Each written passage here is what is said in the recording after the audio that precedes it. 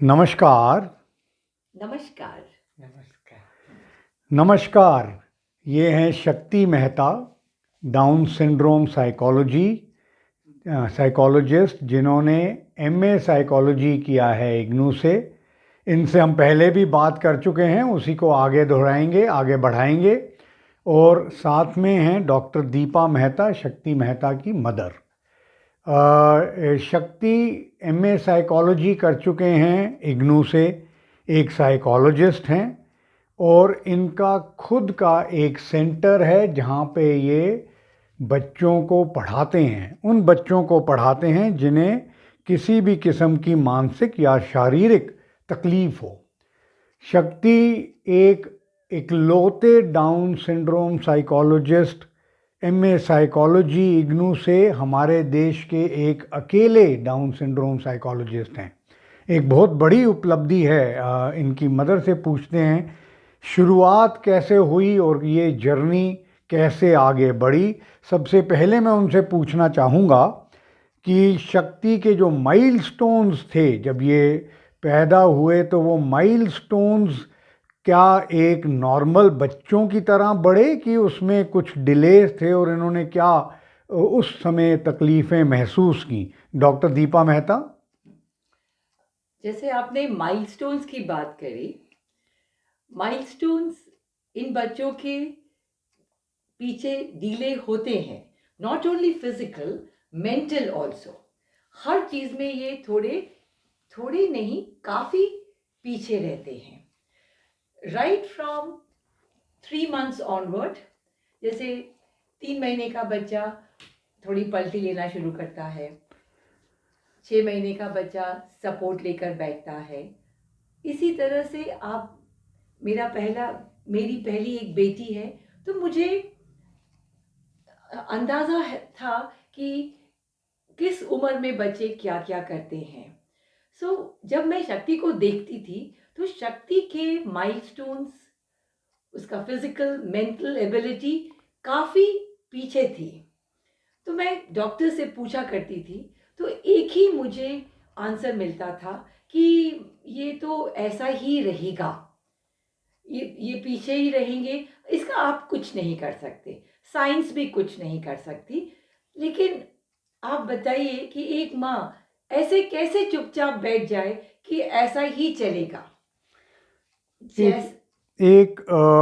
यहाँ पे एक सवाल जो उठता है, जो बाकी माएँ जानना चाहेंगी वो माएँ जो ऐसे बच्चों के साथ हैं जिनके पास autistic, dyslexic, Down syndrome, cerebral palsy जैसे बच्चे हैं, एडीएचडी जैसे बच्चे हैं, जो ये सब महसूस कर रही हैं, उनके लिए भी ये एक समस्या है जहाँ कोई उनको एक उत्साह का दर्शन नहीं कराता कि भाई एक उत्साहपूर्ण सामने फ्यूचर है, सब कुछ बड़ा डल है, सब यही बताते हैं। तो क्या ये चीज़ के ऊपर आप बताएंगी कि क्या उस समय आपने क्या किया, आपको क्या लगा जब सारी चीज़ें आपके अगेंस्ट थी, साइंस आपके अगेंस्ट थी, डॉक्टर इन सब चीज़ों, कोई आपको एक रे ऑफ होप नहीं दे रहा था, उस समय आपके दिमाग में क्या चला कि आप कैसे आगे बढ़ें?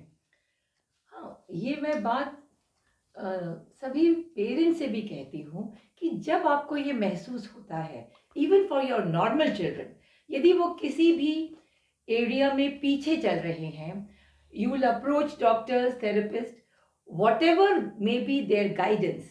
एक माँ का एक्सटिंक्ट ये बोलता है कि चलो मैं अपने स्तर पर क्या कर सकती हूँ, और वो है उसको मैं स्टिमुलेट करती हूँ, उस एरिया को जिसमें मेरा बच्चा, मुझे समझ में आ रहा है कि इस समय के लिए ये पीछे चल रहा है, इस एज के लिए मैं उसे स्टिमुलेट करती हूँ।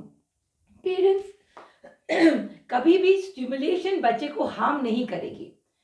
अंडर स्टिमुलेशन कम, बेशक बच्चे को बच्चा पीछे रह जाएगा, लेकिन ओवर स्टिमुलेशन, यदि आप बच्चे का बैठने में, चलने में, क्रॉल करने में, उसके स्पीच में जो एक बहुत बड़ा एरिया था इन बच्चों के लिए एक बहुत बड़ा चैलेंज था।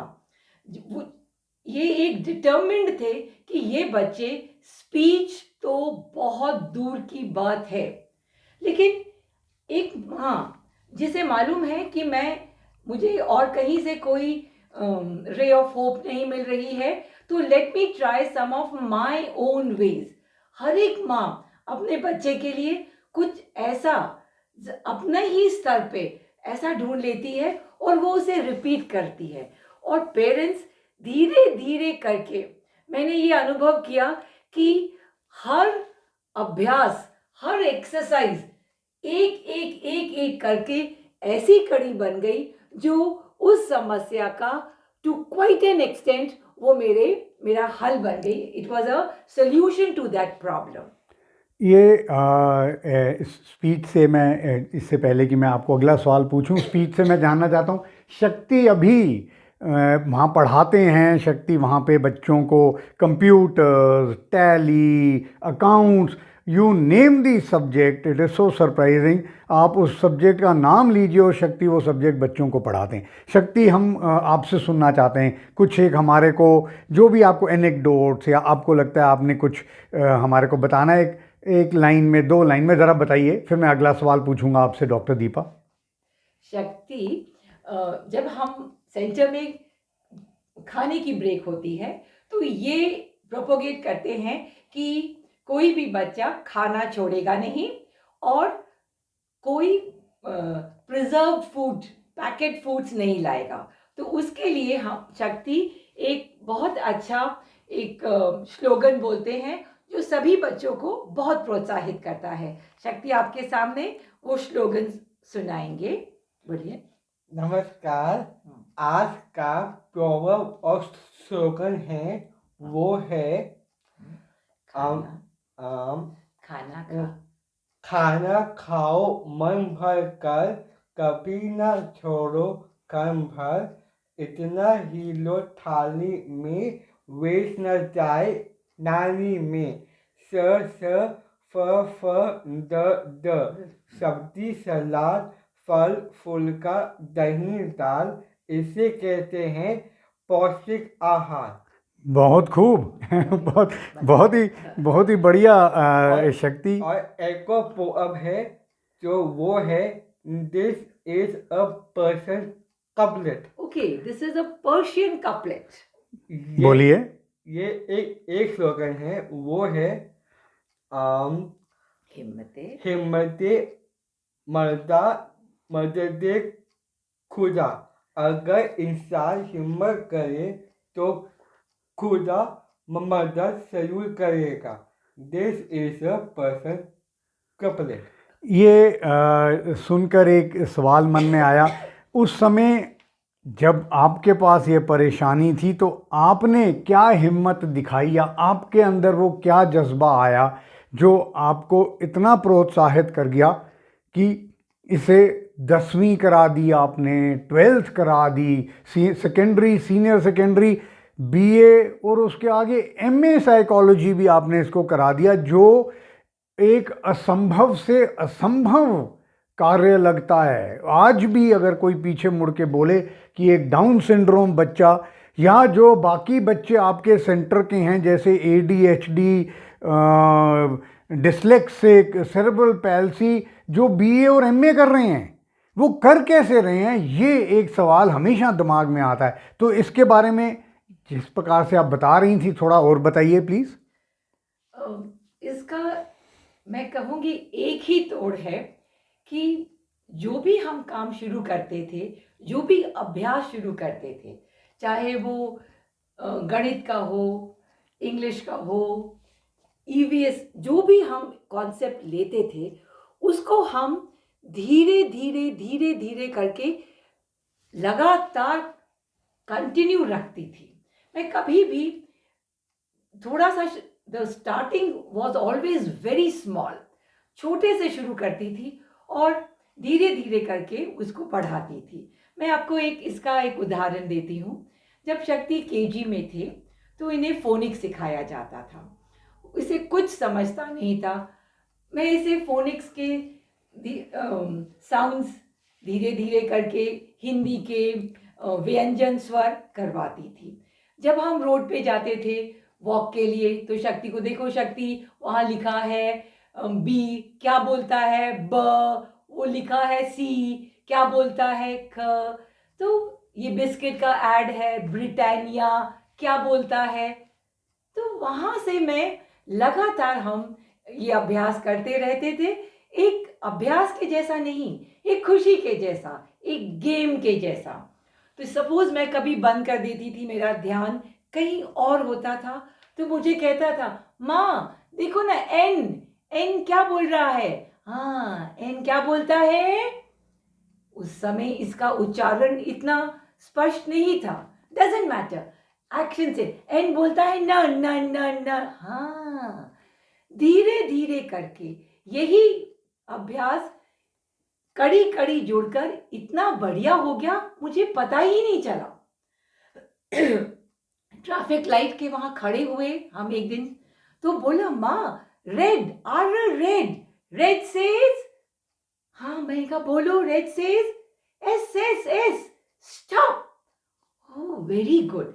हमारे साथ जो भी थे वो बड़े आश्चर्य में हुए कि इतना बढ़िया कैसे स्पॉन्टेनियसली बोल दिए।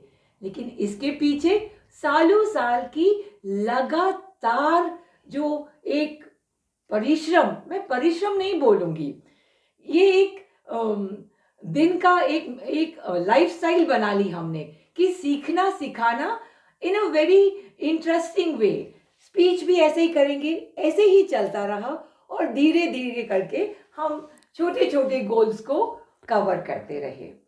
और जहां अब शक्ति है उसका एक ही मैं पीछे मुड़कर देखूंगी तो मुझे एक ही सल्यूशन दिखेगा कि लगे रहो, कभी ना कभी हम उस मुकाम पर जरूर पहुंचेंगे और पहुंचे जहां और बच्चे पहुंचते हैं।